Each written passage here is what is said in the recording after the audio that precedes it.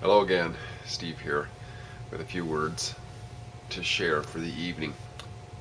I just wanted to, I probably showed you before, but one of the reasons I often look down when I'm talking is because I always refer to a little notebook or a piece of paper or something like that. And what I have is this little notebook, version of it, at any one time. And I always carry this. I call it my dream catcher, in a way. You know, the native North American Indian little thing that's looks like a little spider web that people hang in their rear view mirrors. It's called dream catcher, right? It's like a screen to catch dreams. Well, this is a real, it's an idea catcher really, because where these topics come from, sometimes they're suggestions, other times they just come to me. It's just like I'm watching something, hearing something, a thought crosses my mind, somebody says something, whatever, boom, it's an idea that I want to think more about that, I want to consider that, I want to research it a bit, I want to see a video on it or something. So what I do is I pull out my wallet, and in there is this wallet is such that it's just big enough to fit inside this little, oops, oh man, there's junk falling out of there too. And George Costanza wallet, you got all kinds of little notes falling out of it, and you see it's just big enough to fit it's a threefold, right? So there, it fits in there. And on this side, I carry a pen at all times. It's a short pen. These pens, I come across them once in a while. A sister of mine gave me a space pen for a while, one of those stubby little pens that'll write upside down. And that lasted for a while, about 2 years. And I even lost it once on the driveway up at the acreage. Found it in the spring after it had been run over for several months on the driveway. It was kind of squished, and I straightened it back out again and it worked. I finally lost it though, but I found this one somewhere. SPL 100 years. The odd time a promotional pen will come along and it'll be short, and what I find that was when I do find a short one, when the ink runs out, what I can do is I can take another pen insert, cut it a bit short, because usually a space on the top of nothing, and stick it inside. But it's kind of neat to always have a pen at any one time to write things down, because if I do come across an idea and I don't write it down, inevitably I will forget it, right? So, and here's an example.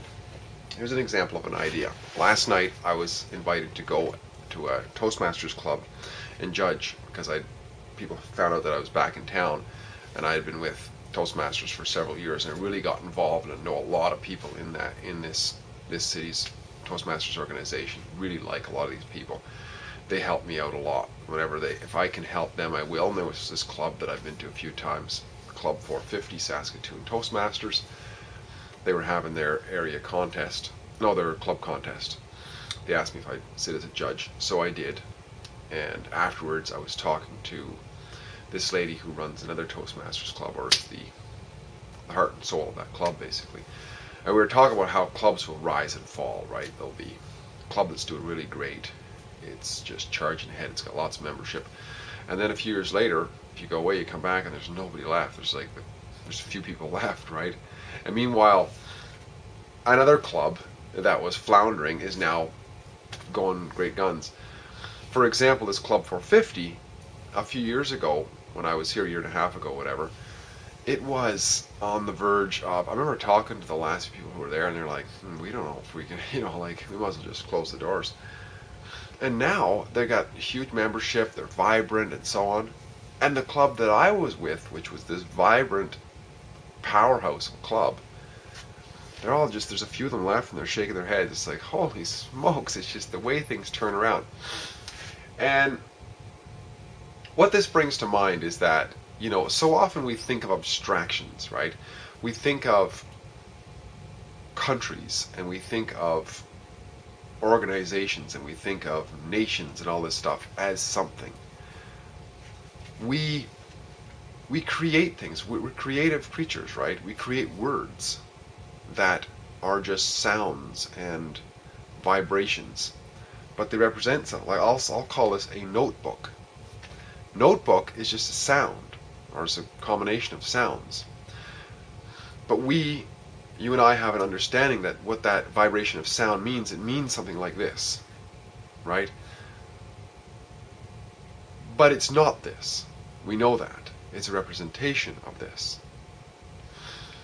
So, Toastmasters Club isn't really anything other than a sound. Just like Notebook isn't really anything but a sound. It's what it is in reality. Vibration of sound coming out of our mouths. The real thing is, we touch it, we feel it, we can write in it. That's the real thing.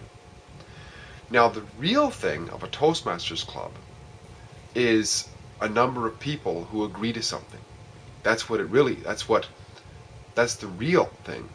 The club is an abstraction which we use to describe that.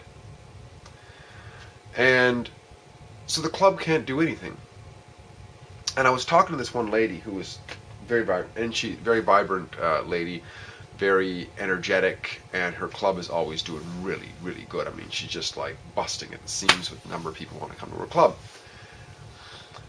And the thing is that she's going to get a new job because her contract in that particular location is coming to an end. She's looking for another job because she doesn't want to wait till her contract is completely ended before she has another job. She wants to have another job to go to when her contract expires in over a year. So she's not going to be in that location, therefore she's not going to run that club because it's a noon club and she's got to be there because she's got to travel across the city. It's not going to work. So she's put the word out basically that somebody else has got to take this over. And if somebody doesn't, that club will just completely flounder. So my point in talking about this is that the clubs, a thing like a Toastmasters club or an organization, whatever we want to call it, whatever word we want to use, country, whatever, it doesn't exist at all. It's not even as sound as saying this is a notebook. It's one step removed from that. Because what's real is the people that are in it. And that can be seen so profoundly by looking at these little clubs that I've looked at over the years, is when you have certain people, that's the real thing, within them, who have energy and so on, who want to grow it, who are enthusiastic, you have a vibrant club. When those people leave, the club flounders, or in some cases disappears. And if it flounders and it doesn't disappear, the reason it doesn't disappear is because somebody else comes in and revives it.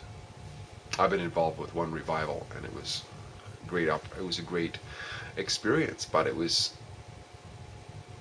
I could see that it was just, it had to do with us doing stuff. I mean, Toastmasters is this umbrella organization.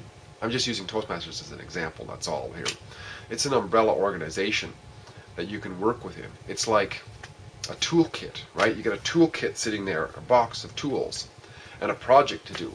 But until you pick up those tools and do something with it, you don't have an enterprise. It's just nothing. It's just like minerals sitting on the ground. It's doing nothing, right? We have to put our energy into it. So how is this helpful in improving the quality of our life experience? Once again, I would say so much of it has to do with self-knowledge and realizing that what we talk about so often is not really the real thing. It's always just a representation of something deeper. And the something deeper is what is real. In terms of organizations and countries and all this sort of thing, these are just all abstractions for what is real, which is us.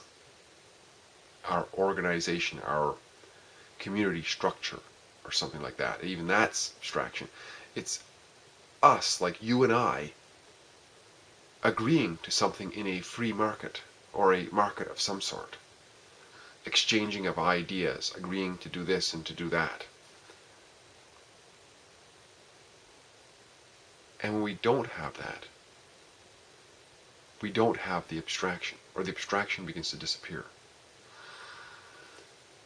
Like, when I first joined my first Toastmasters club, there was a particular lady who was there, who was one of these people.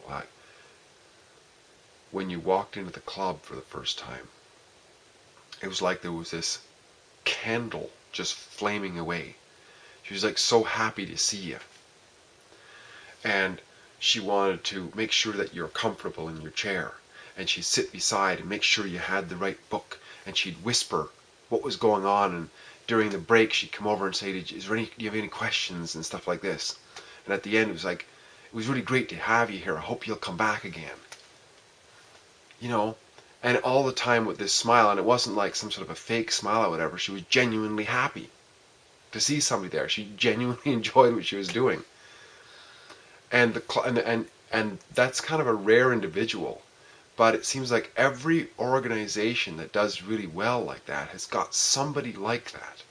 Of course, you also have the people who will always be there and to working behind, like the treasurer and stuff like that, the more almost unseen kind of work that's got to get done too. But in order to bring in the new faces, because any organization like that has sort of a has an ongoing atrophy, right? There's always some people who are leaving that we had enough already. So there always has to be renewal going on. When you miss that renewal, when somebody leaves who was the inspiration and the driving force for that, whew, it drops like now, because the atrophy rate still keeps going on, but there's nothing new coming in. In fact, the atrophy rate accelerates, because those who are hanging on just because of the energy of the place, and that energy goes, they leave right away. So all you're left with is the core. Like when I went back to my, about a week or so ago, I went back to my original club that I joined, which had this very happy lady that was a very vibrant club and so on. Well, she's no longer there, and she hasn't been for a while. When I walked in there, it was a completely 180 experience from what I had first experienced. And I had been with that club for years, but I hadn't been there for about a year, close to. The people who were there was the core of the club was there. But the core of the club, who were the people that were generally behind the scenes, were making sure everything's done, making sure the bills are paid, making sure the photocopying is done and everything, and of course the meeting is run very systematically and so on. But that's not the kind of person who will attract new people, because they tend to be very systematized, very, shall we say it, less emotional type of people. So I'd say, what's this talk about? It's a little bit about running a club. It's a little bit about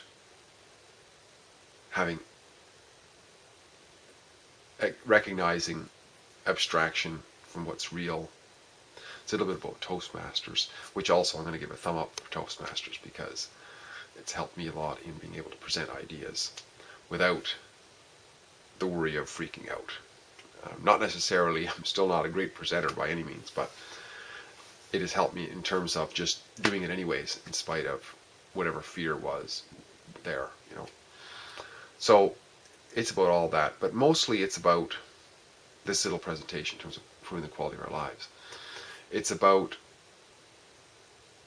learning a little bit more about self and realizing that when we talk about things, very often we're just talking about things in terms of abstraction. Like we'll mention our Toastmasters Club is doing this tonight. Well, the Toastmasters Club can't do anything. The Toastmasters Club is just, here's Toastmasters International, it's a larger organization, and there's this little entity like a toolkit sitting there. It's like my toolkit is going to do this today. No, the toolkit isn't going to do anything. It's individuals who got to pick up the tools and do something, right? The club is just that. It's a number on a bank statement or something like that, because it's got a bank account. But the people within it are going to do something. The people who work within that, with those tools, with that toolkit called the Toastmasters Club, those are the people who are doing something tonight.